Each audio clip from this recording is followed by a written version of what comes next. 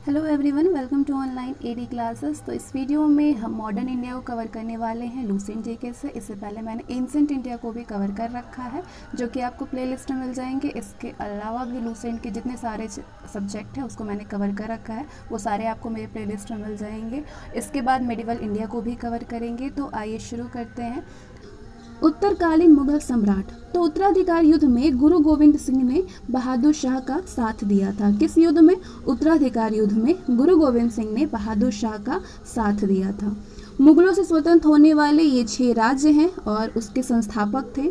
तो मुगलों से स्वतंत्र होने वाला राज्य था अवध, जिसके संस्थापक थे सआदत खां। हैदराबाद के संस्थापक थे चिनकिलीज खां या निज़ाम उल मुल्क आसफ जह। रुहेलखंड के संस्थापक थे वीर दाऊद और अली मोहम्मद खां। मुगलों स्वतंत्र होने वाला बंगाल राज्य था, जिसके संस्थापक थे मुर्शीद कुली खां। कर्नाटक के संस्थापक थे सादुतुल्ला खां और भरतपुर के संस्थापक थे चूड़ामन और बदन सिंह। एक इम्पॉर्टेंट नोट है, मुगल सम्राट मोहम्मद शाह ने शहादत खां को बुरहान उल मुल्क की उपाधि दी थी। किसने दी थी? मुगल सम्राट मोहम्मद शाह ने दी थी शहादत खां को बुरहान उल मुल्क की उपाधि। और शहादत खां का असली नाम था मीर मोहम्मद अमीन। क्या नाम था? मीर मोहम्मद अमीन। बहादुर शाह का पूर्व नाम था मुअज्जम। बहादुर शाह का पूर्व नाम था मुअज्जम। बहादुर शाह को शाह खबर के उपनाम से भी पुकारा जाता था। जहांदार शाह अपने शासन में लाल कुमारी नाम की वैश्या को हस्तक्षेप करने का आदेश दे रखा था। मुगल कालीन इतिहास में सैयद बंधु जो 2 भाई थे, हुसैन अली खां और अब्दुल्ला खां को शासक निर्माता के रूप में जाना जाता था। जहांदार शाह को लंपट मुल्क के नाम से भी जहांदार शाह को लंपट मुल्क भी कहा जाता था। और इनका शासनकाल भी कुछ ज़्यादा नहीं था, 1 वर्ष इन्होंने शासन किया था। और इनके नाम से पता चल गया होगा कि क्या थे ये। तो फर्रुखशियार को मुगल वंश का घृणित कायर कहा गया है। सुंदर युवतियों के प्रति अत्यधिक रुझान के कारण मोहम्मद शाह को रंगीला बादशाह कहा जाता था। क्या कहा जाता था? रंगीला बादशाह कहा जाता था। किसको? मोहम्मद शाह को। एक संगीतकार के रूप में भी मोहम्मद शाह ने अनेक ख्यालों की रचना की थी। तुरानी सैनिक हैदर बेग ने 9 अक्टूबर 1720 को सैयद बंधु हुसैन अली खां की हत्या कर दी। कब की थी? 9 अक्टूबर 1720 को हैदर बेग ने हुसैन अली खां की हत्या कर दी। मोहम्मद शाह के शासनकाल में ही हैदराबाद के चिनकिलीज खां ने निज़ाम उल मुल्क की उपाधि धारण की और 1725 में स्वतंत्र राज्य की स्थापना की। तो एक इम्पॉर्टेंट नोट है, हैदराबाद की स्थापना तुरानियों ने की और अवध की स्थापना ईरानियों ने की थी। हैदराबाद की स्थापना किसने की? तुरानियों ने की और अवध की स्थापना ईरानियों ने की थी। ईरान यानी फारस। ईरान के सम्राट नादिर शाह ने 1739 में दिल्ली पर आक्रमण किया। किसने? नादिर शाह ने। उस समय दिल्ली का शासक मोहम्मद शाह था। नादिर शाह को ईरान का नेपोलियन कहा जाता था। ईरान का नेपोलियन किसको कहा जाता था? नादिर शाह को कहा जाता था। नादिर शाह लगभग 70 करोड़ रुपए का धनराशि और शाहजहां का बनाया हुआ तख्ते ताउस यानी पिकॉक थ्रोन और कोहिनूर हीरा लेकर के फारस वापस लौटा। कौन लौटा? नादिर शाह। तख्ते ताउस जो कि मयूर सिंहासन होता था, तो तख्ते ताउस पर बैठने वाला अंतिम मुगल शासक था मोहम्मद शाह। शाह आलम द्वितीय यानी अली गौहर के शासनकाल में 1803 में अंग्रेजों ने दिल्ली पर कब्जा कर लिया। कब किया? 1803 में अंग्रेजों ने दिल्ली पर कब्जा कर लिया। पानीपत का तृतीय युद्ध 1761 में मराठा और अहमद शाह अब्दाली की सेना के बीच में हुआ था। 1761 में पानीपत का युद्ध मराठा और अहमद शाह अब्दाली की सेना के बीच में हुआ था, जिसमें कि मराठों की हार हुई थी। तो एक इम्पॉर्टेंट नोट है, अहमद शाह अब्दाली का वास्तविक नाम था अहमद खां। इसने 8 बार भारत पर आक्रमण किया है। कितनी बार? 8 बार भारत पर आक्रमण किया है। तो ये उत्तरकालीन सम्राट हैं जिनके शासनकाल की सूची आपको दिख रही है, इसको आप स्क्रीनशॉट ले सकते हैं। तो बहादुर शाह का शासनकाल 1707 से 1712 था और जहांदार शाह सिर्फ 1 साल इनका शासनकाल था। लंपट मुल्क जिनको कहा जाता था 1712 से 1713। फर्रुखशियार का शासनकाल 1713 से 1719 था। मोहम्मद शाह का शासनकाल 1719 से 1748 था। अहमद शाह का शासनकाल 1748 से 1754 था। आलमगीर खां द्वितीय का शासनकाल 1754 से 1759 था। शाह आलम द्वितीय का शासनकाल 1759 से 806 था। अकबर द्वितीय का शासनकाल 1806 से 1837 था और बहादुर शाह जफर का शासनकाल 1837 से 1857 तक था। गुलाम कादिर खान ने 1806 में शाह आलम द्वितीय की हत्या करवा दी। गुलाम कादिर खान ने शाह आलम द्वितीय की हत्या करवा दी 1806 में। बहादुर शाह द्वितीय यानी जफर अंतिम मुगल सम्राट था। 1857 की क्रांति में भाग लेने के कारण अंग्रेजों द्वारा बहादुर शाह जफर को बंदी बना लिया गया और रंगून भेज दिया गया। लाल किला स्थित हीरा महल बहादुर शाह जफर ने बनवाया था। हीरा महल किसने बनवाया है? बहादुर शाह जफर ने बनवाया है। मशहूर शायर मिर्ज़ा गालिब बहादुर शाह जफर के ही समय में दिल्ली में रहते थे। हयात बख्श बाग लाल किला दिल्ली में स्थित है। हयात बख्श बाग कहाँ है? दिल्ली में स्थित है। इसके बाद आते हैं नेक्स्ट चैप्टर में, भारत में यूरोपीय व्यापारिक कंपनियों का आगमन। तो 17 मई 1498 में वास्को डी गामा ने भारत के पश्चिमी तट पर स्थित कालीकट बंदरगाह पहुंच करके भारत और यूरोप के बीच नए समुद्री मार्ग की खोज की। इस यात्रा में वास्को डी गामा को गुजराती पथ प्रदर्शक अब्दुल मनीद ने संयोग किया था। किसने? अब्दुल मनीद ने। 1505 में फ्रांसिस्को दी अल्मेडा भारत में प्रथम पुर्तगाली वायसराय बनकर के आया। इसके बाद 1509 में अल्फांसो द अल्बुकर्क भारत में पुर्तगालियों का वायसराय बना। इसने 1510 में बीजापुर के यूसुफ आदिल शाह से गोवा को जीता। किससे? यूसुफ आदिल शाह से गोवा को जीता, जो कि बीजापुर के। कब? 1510 में। पुर्तगालियों ने अपनी पहली व्यापारिक कोठी कोचीन में खोली। दक्षिण पूर्वी तट पर पुर्तगालियों की एकमात्र बस्ती संथोमे थी। पुर्तगालियों के बाद भारत में डच लोग आए। पहला डच यात्री था कार्नेलियन हाउटमैन, जिसको कि कार्लिस डी हाउटमैन कहते हैं, के नाम से भी जानते हैं। 1596 में भारत के पूर्व सुमात्रा पहुंचा। डचों ने भारत में अपनी प्रथम व्यापारिक कोठी यानी फैक्ट्री 1605 में मसूलीपट्टनम में स्थापित किया। डचों की दूसरी व्यापारिक कोठी पुलिकट में स्थापित हुई, जहां उन्होंने अपने स्वर्ण सिक्के यानी पैगोडा को ढाला और पुलिकट को ही समस्त गतिविधियों का केंद्र बनाया।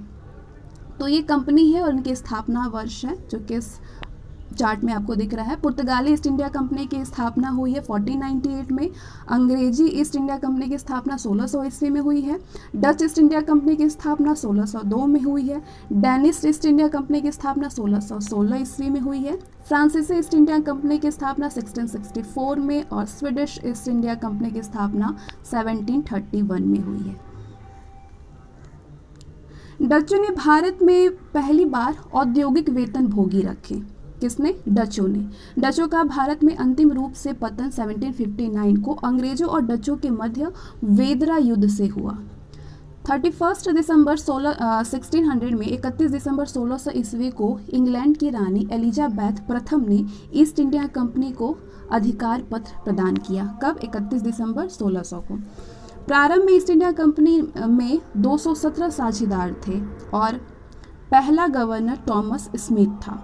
प्रथम स्टार्टिंग में ईस्ट इंडिया कंपनी में 217 साझेदार थे और पहला गवर्नर थॉमस स्मिथ था। मुगल दरबार में जाने वाला प्रथम अंग्रेज कैप्टन हॉकिंस था, जो कि जेम्स प्रथम के राजदूत के रूप में अप्रैल 1609 में जहांगीर के दरबार में आया था। तो एक इम्पॉर्टेंट नोट है, भारत आने वाला पहला अंग्रेजी जहाज था रेड ड्रैगन। कौन सा जहाज था? रेड ड्रैगन, जो कि भारत में पहली बार आने वाला अंग्रेज जहाज था। इसके बाद 1611 में दक्षिण पूर्वी समुद्र तट पर सर्वप्रथम अंग्रेजों ने मसूलीपट्टनम में व्यापारी कोठी की स्थापना की।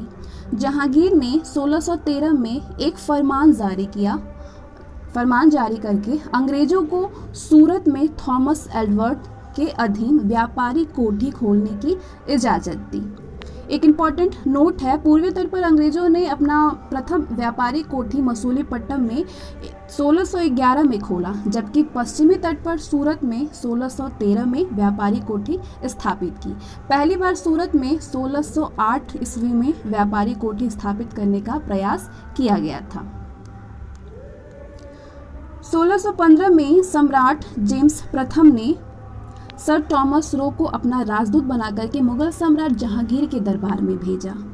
रो फरवरी 1619 तक भारत में रहा।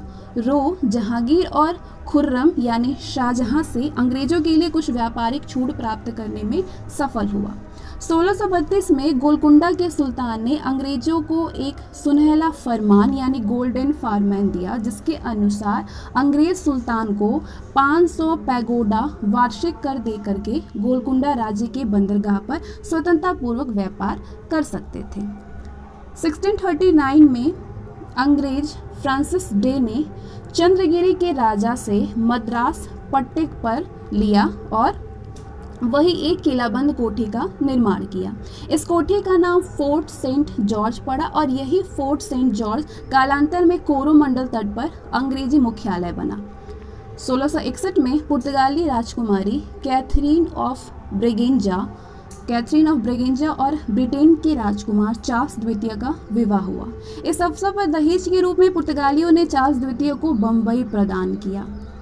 1668 में चार्ल्स द्वितीय ने बम्बई को 10 पौंड के वार्षिक किराए पर ईस्ट इंडिया को दे दिया। 1687 में अंग्रेजों ने पश्चिमी तट का मुख्यालय सूरत से हटा करके बम्बई बनाया। कब? 1687 में। एक नोट है, गेराल्ड ऑन्गियर सूरत का प्रेसिडेंट और बम्बई का गवर्नर था। इसने बम्बई शहर की स्थापना की, गेराल्ड ऑन्गियर ने। बंगाल के शासक शाह शुजा ने सर्वप्रथम 1651 में अंग्रेजों को व्यापारिक छूट की अनुमति दी। इस अनुमति को निशान कहते हैं। क्या कहते हैं? निशान कहते हैं। 1698 में अंग्रेजी ईस्ट इंडिया कंपनी ने 3 गांव सूतानूती, कालीकट और गोविंदपुर की जमींदारी 1200 रुपये भुगतान कर प्राप्त की और यहाँ पर फोर्ट विलियम का निर्माण किया। चार्ल्स अय्यर फोर्ट विलियम के प्रथम प्रेसिडेंट हुए। 1698 में अंग्रेजी ईस्ट इंडिया कंपनी ने 3 गांव सूतानूती, कालीकट और गोविंदपुर की जमींदारी 1200 रुपये भुगतान कर प्राप्त किया और यहाँ पर फोर्ट विलियम का निर्माण किया। चार्ल्स आयर फोर्ट विलियम के प्रथम प्रेसिडेंट हुए। कालांतर में यही कलकत्ता नगर कहलाया, जिसकी नींव जॉर्ज चारनॉक ने रखी। भारत में फ्रांसीसियों की प्रथम कोठी फ्रैंको कैरो के द्वारा सूरत 1668 में स्थापित की गई। 1674 में फ्रांसीसी कंपनी के निदेशक फ्रैंक्विस मार्टिन ने वालीकोंडापुर में सूबेदार शेर खां लोदी से पुदुचेरी नामक एक गांव प्राप्त किया, जो कि कालांतर में पौंडीचेरी के नाम से जाना गया। बाद में पौंडीचेरी के नाम से जाना गया। प्रथम कर्नाटक युद्ध 1746 से 48 में ऑस्ट्रिया के उत्तराधिकार युद्ध से प्रभावित था। प्रथम कर्नाटक युद्ध जो था वो ऑस्ट्रिया के उत्तराधिकार युद्ध से प्रभावित था। 1748 में एला शापल की संधि के द्वारा ऑस्ट्रिया का उत्तराधिकार युद्ध समाप्त हो गया और इसी संधि के तहत प्रथम कर्नाटक युद्ध समाप्त हुआ। दूसरा कर्नाटक युद्ध 1749 से 1754 में हुआ और इस युद्ध में फ्रांसीसी गवर्नर डुप्ले की हार हुई। उसे वापस बुला लिया गया और उसी जगह पर गोडेहू को भारत में अगला फ्रांसीसी गवर्नर बनाया गया। किसको? गोडेहू को। पौंडीचेरी की संधि जनवरी 1755 में 1755 के साथ युद्ध विराम हुआ। पौंडीचेरी की जो संधि हुई थी 1755 में, पौंडीचेरी की संधि के साथ युद्ध विराम हुआ। कर्नाटक का तीसरा युद्ध 1756 से 1763 के बीच हुआ, जो कि 1756 में शुरू हुए सप्तवर्षीय युद्ध का ही एक अंश था। पेरिस की संधि होने पर यह युद्ध समाप्त हुआ। इसके बाद 1760 में अंग्रेजी सेना ने सर आयरकूट के नेतृत्व में वांडीवाश की लड़ाई में फ्रांसीसियों को बुरी तरह हराया। 1761 में अंग्रेजों ने पौंडीचेरी को फ्रांसीसियों से छीन लिया। कब? 1761 में। इसके बाद 1763 में हुई पेरिस संधि के द्वारा अंग्रेजों ने चंद्रनगर को छोड़ करके शेष अन्य जो प्रदेश थे उसको लौटा दिया, जो कि 1749 तक फ्रांसीसी कब्जे में थे। ये प्रदेश भारत की आज़ादी तक फ्रांसीसियों के कब्जे में ही रहे। तो इसके बाद आते हैं नेक्स्ट चैप्टर पे, बंगाल पर अंग्रेजों का आधिपत्य। तो मुगल साम्राज्य के अंतर्गत आने वाले प्रांतों में बंगाल सर्वाधिक संपन्न राज्य था। मुर्शीद कुली खां स्वतंत्र शासक थे, लेकिन वो नियमित रूप से मुगल बादशाह को राजस्व भेजता था। मुर्शीद कुली खान ने अपनी राजधानी ढाका से मुर्शिदाबाद भागीरथी नदी के तट पर स्थानांतरित किया। इसने इजारेदारी प्रथा प्रारंभ की और कृषकों को तगाबी ऋण यानी खेती के लिए अग्रिम कर्ज प्रदान किया। इसका उत्तराधिकारी इसका दामाद शुजाउद्दीन हुआ। 1740 के गिरिया के युद्ध में सरफराज को मार करके बिहार के सर सूबेदार अली वर्दी खां बंगाल का नवाब बना। इसने अपने शासनकाल में मुगलों को राजस्व देना बंद कर दिया। इसके शासनकाल में बंगाल इतना समृद्ध बन गया कि बंगाल को भारत का स्वर्ग कहा जाने लगा था। इसका उत्तराधिकारी इसका दामाद सिराजुद्दौला हुआ।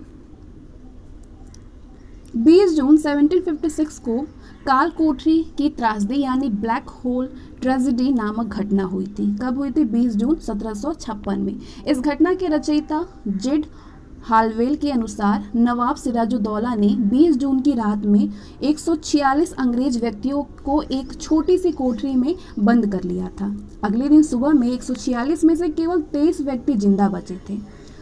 प्लासी का युद्ध 23 जून 1757 को अंग्रेजों के सेनापति रॉबर्ट क्लाइव और बंगाल के नवाब सिराजुद्दौला के बीच में हुआ, जिसमें नवाब अपने सेनापति मीर जाफर की धोखाधड़ी करने के कारण पराजित हो गए थे।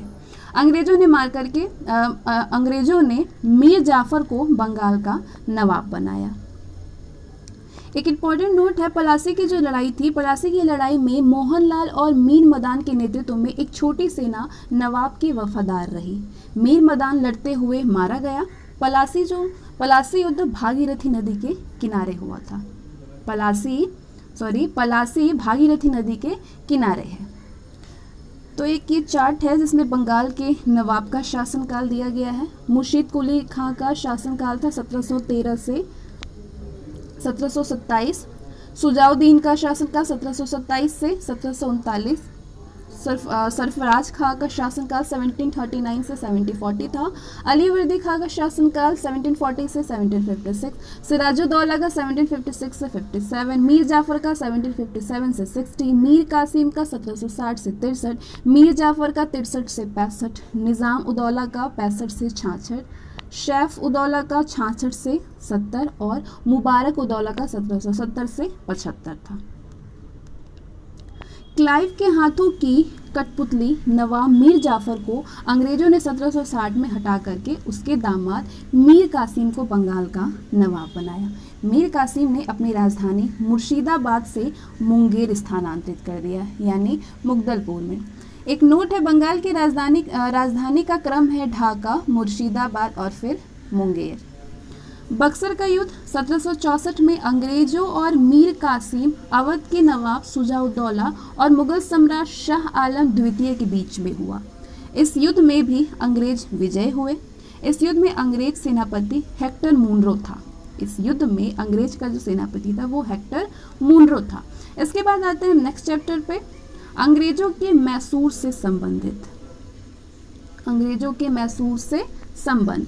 1761 में हैदर अली मैसूर का शासक बना। कब बना? 1761 में बना। हैदर अली की मृत्यु 1782 में द्वितीय आंग्ल मैसूर युद्ध के दौरान हो गई। हैदर अली का उत्तराधिकारी उसका पुत्र टीपू सुल्तान हुआ।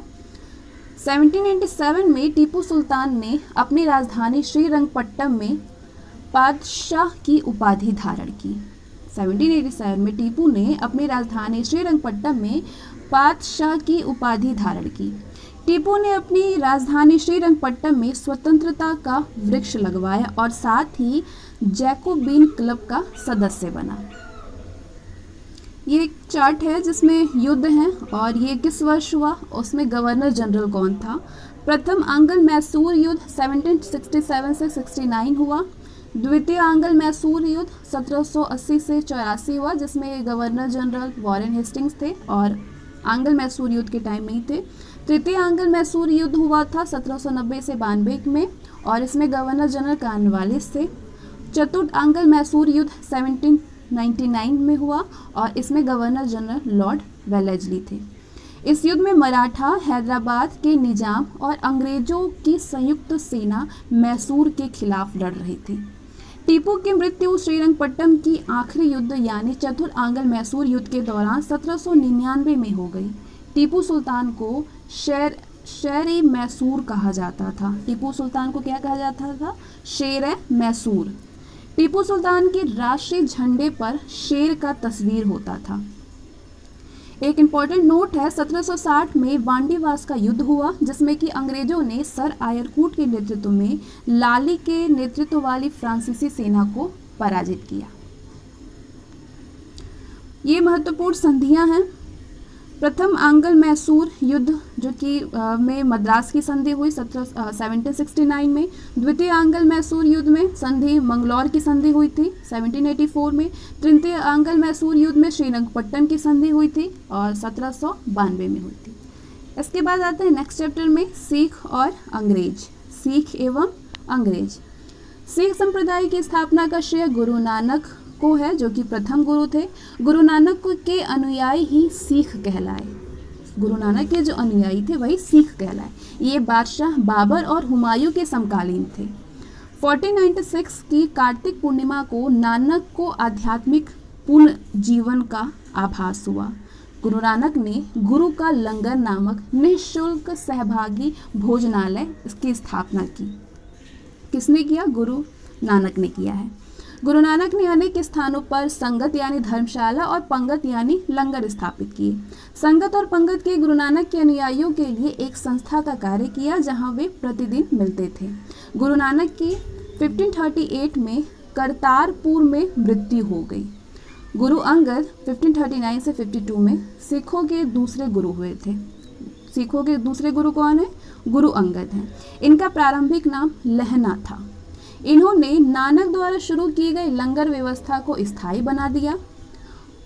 गुरुमुखी लिपि का आरंभ गुरु अंगद ने किया है। गुरुमुखी लिपि का स्टार्टिंग किसने की? गुरु अंगद ने किया है। सिखों के तीसरे गुरु अमरदास मित थे। सिखों के तीसरे गुरु कौन थे? अमरदास थे। गुरु अमरदास ने हिंदुओं से पृथक होने वाले कई कार्य किए। हिंदुओं से अलग विवाह पद्धति लवन को प्रचलित किया। लवन को प्रचलित किसने किया है? गुरु अमरदास ने किया है जो कि तीसरे गुरु थे। अकबर ने गुरु अमरदास से गोविंदलाल जाकर अकबर ने गुरु अमरदास से गोविंदलाल जाकर के भेंट की और गुरुपुत्री बीबी भानी को कई गांव दान में दिए। अमरदास ने 22 गद्दियों की स्थापना की और प्रत्येक पर एक महंत की नियुक्ति की। बीबी के पति रामदास सिखों के चौथे गुरु हुए थे। चौथे गुरु कौन थे? रामदास। अकबर ने बीबी भानी को 500 बीघा भूमि दी। गुरु रामदास ने इसी भूमि पर अमृतसर नामक जलाशय खुदवाया और अमृतसर नगर की स्थापना की। गुरु रामदास ने अपने तीसरे पुत्र अर्जुन को गुरु का पद सौंपा। तो इस प्रकार इन्होंने गुरु पद को पैतृक बनाया। गुरु अर्जुन सिखों के 5वें गुरु हुए। इन्होंने सिखों के धार्मिक ग्रंथ आदि ग्रंथ की रचना की। इसमें गुरु नानक की प्रेरणाप्रद प्रार्थनाएं और गीत संकलित हैं। तो एक इम्पॉर्टेंट नोट है, गुरु ग्रंथ साहिब यानी आदि ग्रंथ में सिख गुरुओं के साथ साथ कबीर, नामदेव और रैदास की रचनाओं को भी सम्मिलित किया गया।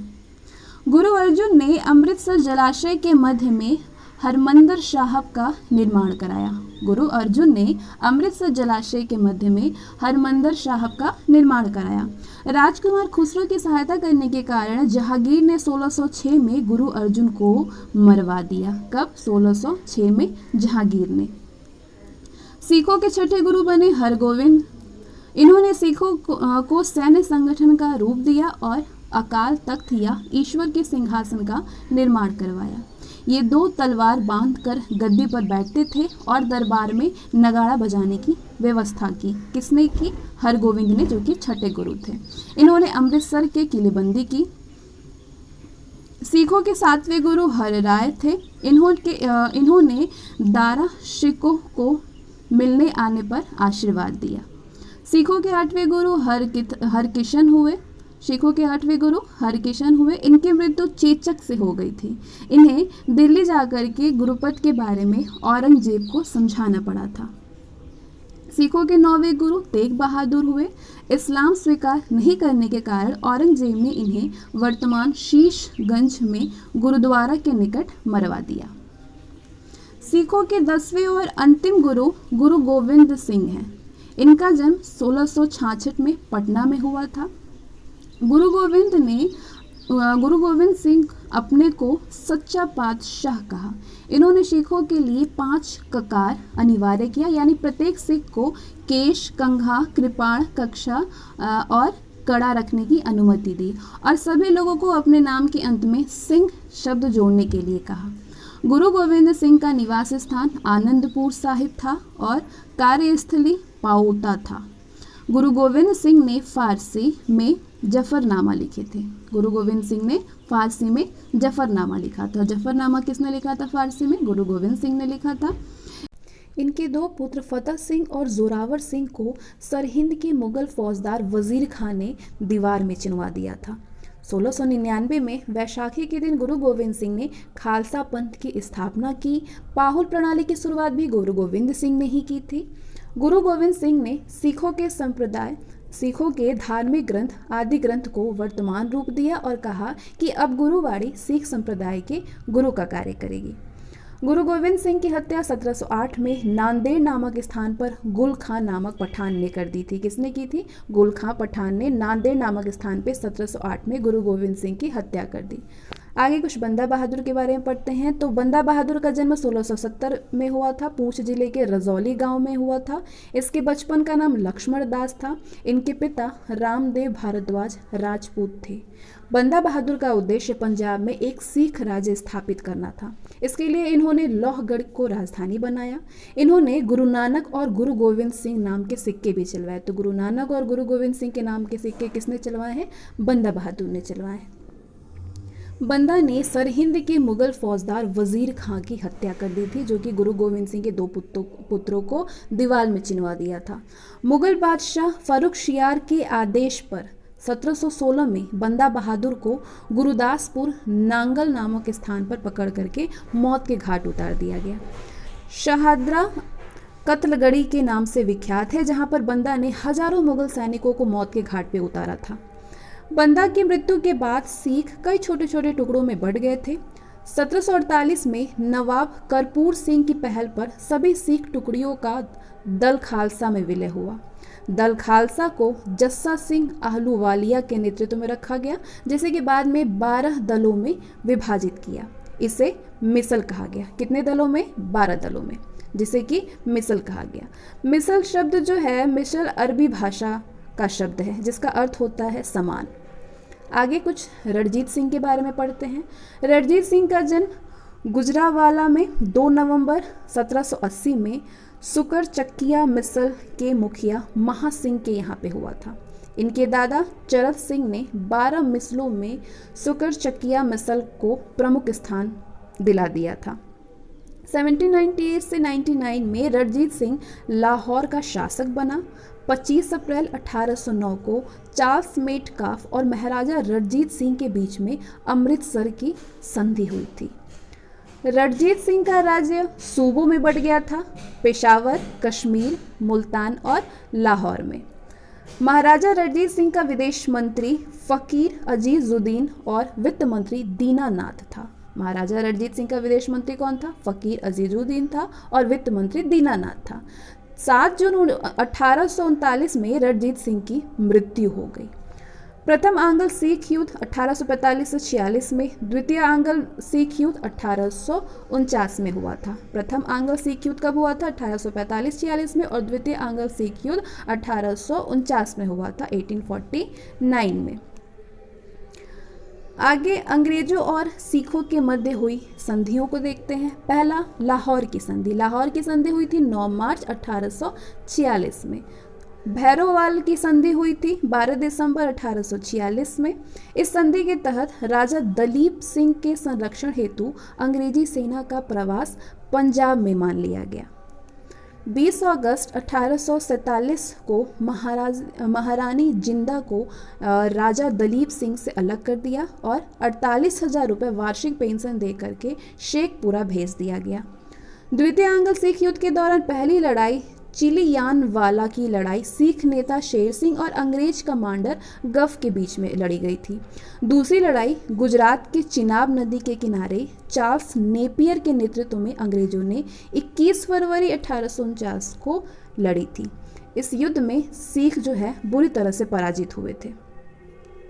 लॉर्ड डलहौजी की 29 मार्च 1849 की घोषणा द्वारा संपूर्ण पंजाब का विलय अंग्रेजी राज्य में कर दिया गया। महाराजा दलीप सिंह को 50,000 पाउंड की वार्षिक पेंशन दे दी गई और उसे शिक्षा प्राप्त करने के लिए इंग्लैंड भेज दिया गया। सिख राज्य का प्रसिद्ध हीरा कोहिनूर को महारानी विक्टोरिया को भेज दिया गया। आगे हम अगले चैप्टर पे आते हैं। कंपनी के अधीन गवर्नर जनरल। बंगाल के गवर्नर रॉबर्ट क्लाइव 1757 से 60 और फिर से 1765 से 67 ईस्वी।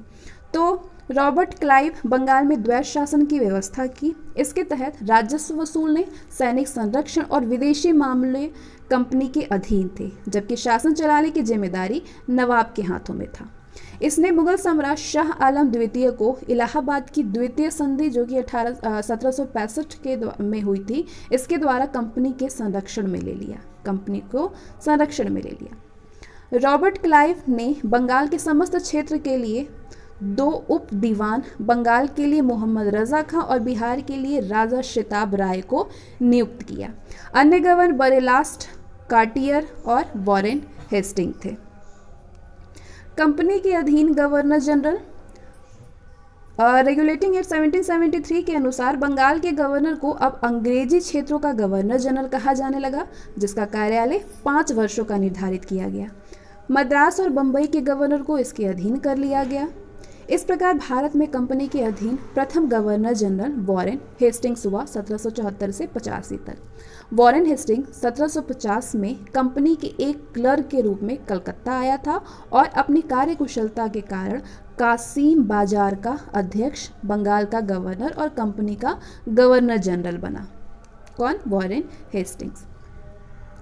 तो आगे कुछ वॉरेन हेस्टिंग्स के बारे में पढ़ते हैं। वॉरेन हेस्टिंग्स का कार्यकाल 1774 से 85। इसने राजकीय कोषागार को मुर्शिदाबाद से हटा करके कलकत्ता लाया। 1772 में इसने प्रत्येक जिले में एक फौजदारी और दीवानी अदालतों की स्थापना की। फौजदारी अदालतें सदर निजामत अदालत द्वारा निरीक्षित होती थी। नाजिम द्वारा नियुक्त दरोगा अदालत की अध्यक्षता करता था। दीवानी अदालत में कलेक्टर मुख्य न्यायाधीश होता था। जिला फौजदारी अदालत एक भारतीय अधिकारी के अधीन होती थी, जिसकी सहायता के लिए एक मुफ्ती और एक काजी होता था। कलेक्टर इस न्यायालय के कार्य की देखभाल करता था। कलकत्ता में एक सदर दीवानी अदालत और एक सदर फौजदारी अदालत की स्थापना की गई। सदर दीवानी अदालत में कोलकाता में काउंसिल का सभापति और उसी काउंसिल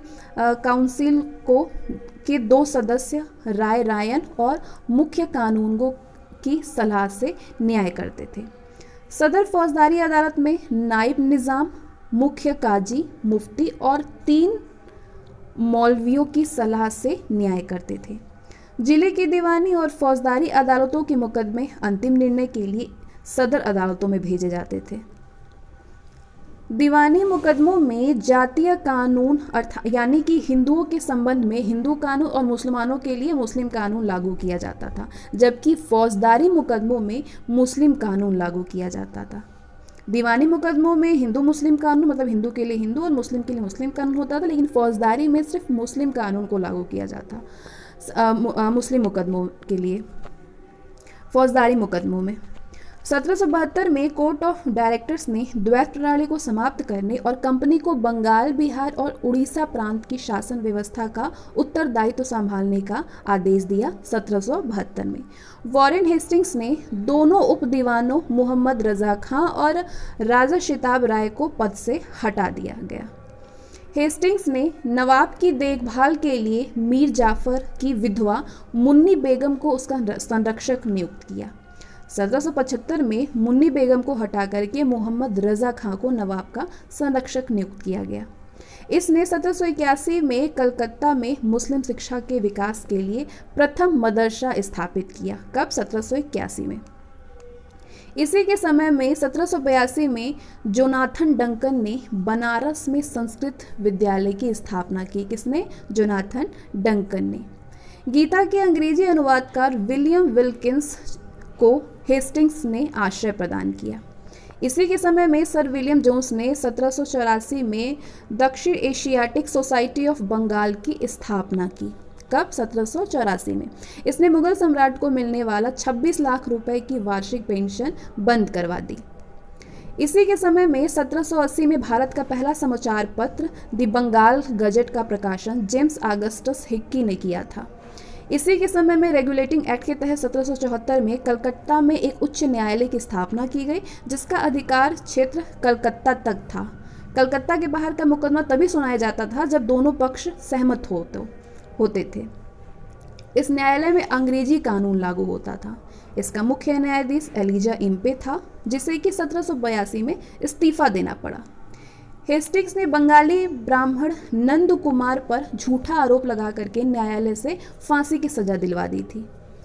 प्रथम आंग्ल मराठा युद्ध और द्वितीय आंग्ल मराठा युद्ध। प्रथम आंग्ल मराठा युद्ध 1775 से 1782 हुआ और द्वितीय आंग्ल मैसूर युद्ध 1780 से 84 हुआ था, जिसमें कि वॉरेन हेस्टिंग्स के समय में ही ये लड़े गए थे। प्रथम आंग्ल मराठा युद्ध और द्वितीय आंग्ल मैसूर युद्ध वॉरेन हेस्टिंग्स के समय में लड़े गए थे। प्रथम आंग्ल मराठा युद्ध सलबाई की संधि 1782 और द्वितीय आंग्ल मैसूर युद्ध मंगलौर की संधि के द्वारा समाप्त हो गई।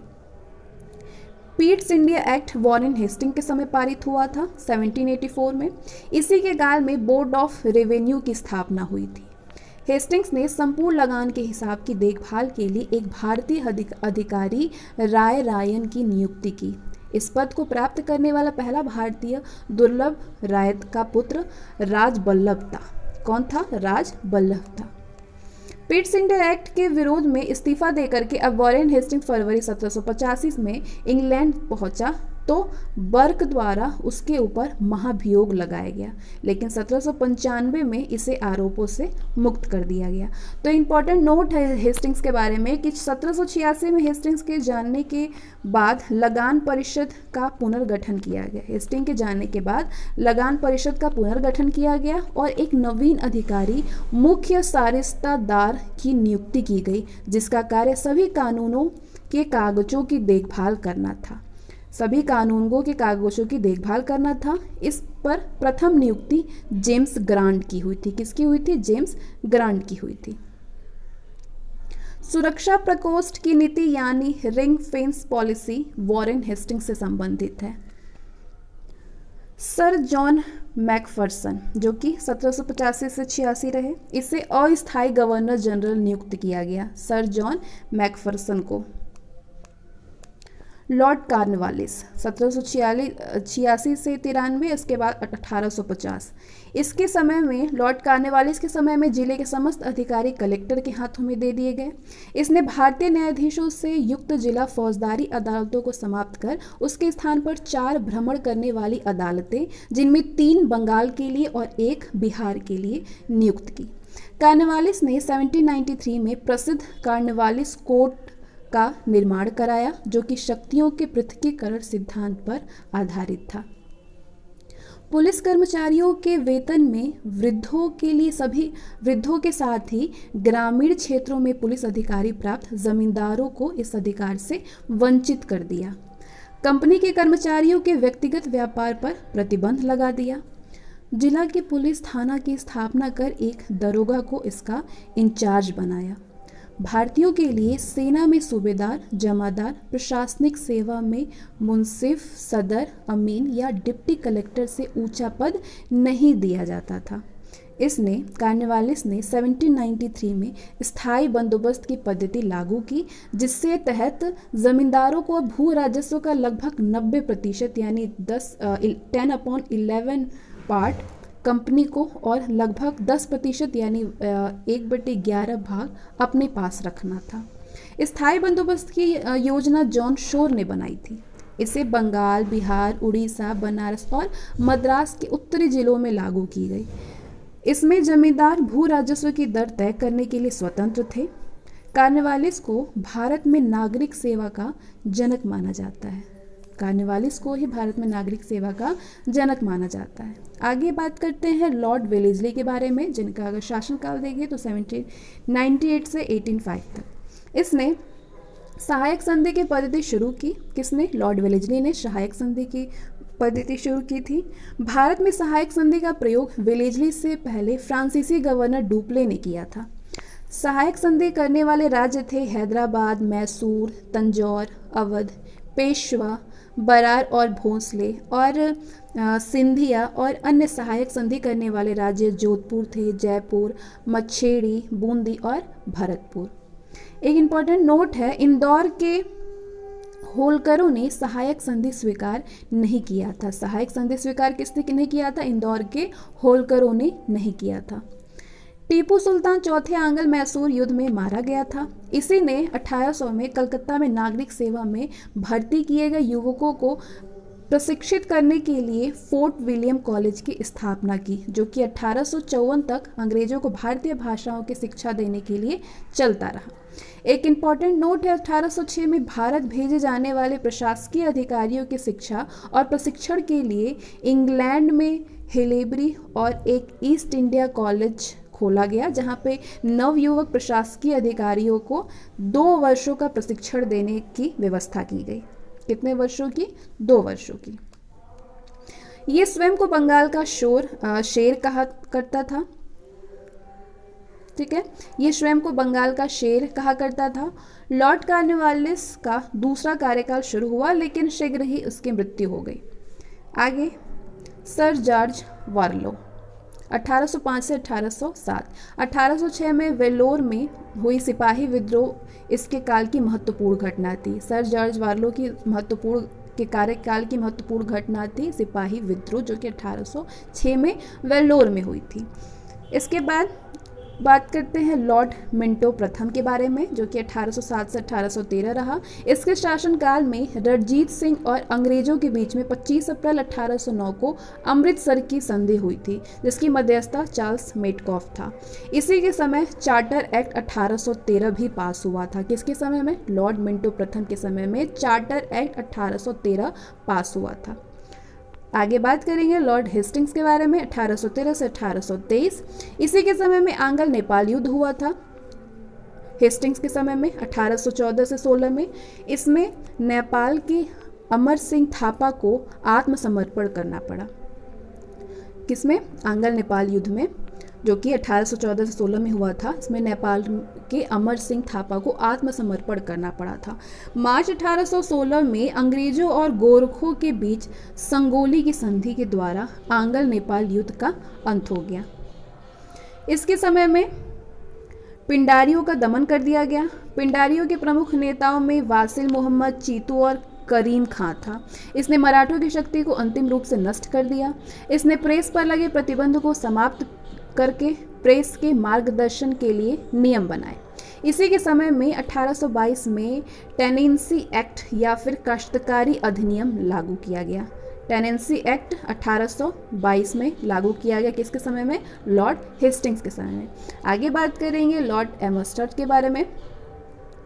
तो लॉर्ड एमहर्स्ट के समय में प्रथम आंग्ल बर्मा युद्ध लड़ा गया था 1824 से 1826 में। 1826 में बर्मा और अंग्रेजों के बीच में यांडबू की संधि हुई। 1824 में बैरकपुर का सैन्य विद्रोह भी इसी के समय में हुआ था, लॉर्ड एमहर्स्ट के समय में। आगे बात करेंगे लॉर्ड विलियम बेंटिंग के बारे में, 1828 से 35। 1830 में विलियम बेंटिंग मद्रास का गवर्नर था। इसी के समय में 1806 में माथे पर जातीय चिन्ह न लगाने और कानों में बालियां न पहनने देने पर वेलोर के सैनिकों ने विद्रोह कर दिया था। 1833 के चार्टर एक्ट के द्वारा बंगाल के गवर्नर जनरल को भारत का गवर्नर जनरल बना दिया गया। इसी प्रकार भारत का पहला governor general Lord William Bentinck हुआ। एक नोट है, बंगाल का प्रथम गवर्नर जनरल वॉरेन हेस्टिंग्स था। राजा राममोहन राय के सहयोग से बेंटिंक ने 1829 में सती प्रथा को समाप्त कर दिया। राजा राममोहन राय के सहयोग से बेंटिंक ने 1829 में सती प्रथा को समाप्त कर दिया। बेंटिंक ने इस प्रथा के खिलाफ कानून बना करके 1829 में धारा 17 के द्वारा विधवाओं की सती होने को अवैध घोषित कर दिया। एक इम्पॉर्टेंट नोट है, अकबर और मराठा पेशवाओं ने भी सती प्रथा पर रोक लगाने का प्रयास किया था। किसने? अकबर और मराठा पेशवाओं ने। बेंटिंक ने कर्नल स्लीमैन की सहायता से 1830 तक ठगी प्रथा को भी समाप्त कर दिया। ठग देवी काली की पूजा करते थे। 1835 में बेंटिंक ने कलकत्ता मेडिकल कॉलेज की स्थापना की। इसी के समय मैकाले की अनुशंसा पर अंग्रेजों को शिक्षा का माध्यम बनाया गया। मैकाले द्वारा कानून का वर्गीकरण भी किया गया। बेंटिंक ने 1831 में मैसूर और 1834 में कुर्ग और मध्य कचेर को हड़प लिया। इसने भारतीय उत्तरदायी पदों पर नियुक्त किया। इसके समय में भारतीयों को प्रदान किया गया उच्चतम पद सदर अमीन का था, जिसे कि 700 रुपये प्रति माह तनख्वाह मिलती थी। इस समय कंपनी के 1833 के चार्टर एक्ट द्वारा ये निश्चित किया गया कि धर्म, जाति, रंग अथवा जन्म के आधार पर किसी व्यक्ति को कंपनी की सेवा में प्रवेश करने से नहीं रोका जाएगा। इसने शिशु बालिका की हत्या पर भी प्रतिबंध लगा दिया था। काफ़ी सारे काम किए थे इसने। आगे बात करेंगे चार्ल्स मेटकॉफ 1835 से 36। मेटकॉफ अपने 1 वर्षीय कार्यकाल में प्रेस पर से नियंत्रण हटाया, इसीलिए इसे भारतीय प्रेस का मुक्तिदाता कहा जाता है। लॉर्ड ऑकलैंड 1836 से 1842। इसके समय की सबसे महत्वपूर्ण घटना है प्रथम आंग्ल अफगान युद्ध, जो कि 1839 से 42 था। 1839 में इसने कलकत्ता में दिल्ली तक ग्रैंड ट्रंक रोड का मरम्मत करवाया 1839 में। इसी के समय में भारतीय विद्यार्थियों को डॉक्टरी की शिक्षा हेतु विदेश जाने की अनुमति ब्रिटिश संसद ने प्रदान की। किसके समय में? ऑकलैंड के समय में। आगे बात करेंगे लॉर्ड एलिनबरो के बारे में 1842 से 1844, 2 वर्ष केवल। प्रथम आंग्ल अफगान युद्ध समाप्त हुआ इसके शासनकाल में। सिंध को अगस्त 1843 में पूर्ण रूप से ब्रिटिश साम्राज्य में मिला लिया गया। सिंध विजय के विषय में नेपियर का कथन है कि वो अफगानी तूफान की पूंछ थी। वह अफगानी तूफान की पूंछ थी। ये कथन किसका है? नेपियर का। दास प्रथा का उन्मूलन इसी के समय में हुआ था 1843 के एक्ट 5वें के द्वारा। एक इम्पॉर्टेंट नोट है, रविवार की छुट्टी की शुरुआत 1843 से हुई है। रविवार को जो छुट्टी होती है उसकी शुरुआत 1843 से हुई है। आगे बात करेंगे लॉर्ड हार्डिंग के बारे में 1844 से 48। इसके काल की सबसे महत्वपूर्ण घटना है प्रथम आंग्ल सिख युद्ध, जो कि 1845 से 46 हुआ। इसमें अंग्रेज की विजय हुई थी। इसने नरबलि प्रथा पर प्रतिबंध लगाया। नरबलि प्रथा पर प्रतिबंध किसने लगवाया है? लॉर्ड हार्डिंग ने लगवाए हैं। आगे बात करते हैं लॉर्ड डलहौजी के बारे में 1848 से 56। द्वितीय आंग्ल सिख युद्ध 1848 से 49 और पंजाब का ब्रिटिश शासन में विलय हुआ था 29 मार्च 1849 में। जगत प्रसिद्ध सिख राज्य का प्रसिद्ध हीरा कोहिनूर महारानी विक्टोरिया को भेज दिया गया। द्वितीय आंग्ल सिख युद्ध के दौरान 3 युद्ध लड़े गए। प्रथम रामनगर का युद्ध 16 नवंबर 1849 अनिर्णित। दूसरा चिलियावाला का युद्ध 13 जनवरी 1849 अनिर्णित। तीसरा युद्ध गुजरात, जो कि चिनाव नदी के किनारे हुआ, गुजरात नामक स्थान पर 12 मार्च 1849 को, जिसमें कि सिख जो है वो बुरी तरीके से पराजित हुए थे। द्वितीय आंग्ल बर्मा युद्ध और 1852 में लोअर बर्मा और पीगू को अंग्रेजी राज्य में मिला लिया गया डलहौजी के टाइम पे। डलहौजी